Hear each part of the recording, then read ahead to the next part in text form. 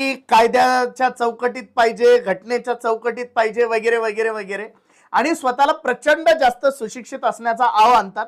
अर्थात ते अत्यंत चांगल्या कुटुंबामध्ये जन्माला आले, त्यांचे वडील पत्रकार होते, त्यांच्या काकू आमदार होत्या, त्याच्यामुळे मुळातच अत्यंत सुशिक्षित कुटुंबामध्ये यांनी जन्म घेतला आणि म्हणून यांना फार चांगलं कॉलेज, महाविद्यालय, विद्यापीठ आणि डिग्र्या भेटल्या.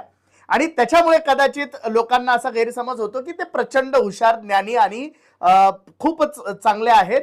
आणि जरांगे पाटील हे अत्यंत गरीब कुटुंबामध्ये, शेतकरी कुटुंबामध्ये, कुणब्याच्या घरामध्ये जन्माला आले. त्या माणसाला तेवढं शिक्षण कदाचित परिस्थितीमुळे, आजूबाजूच्या वातावरणामुळे भेटलं नाही.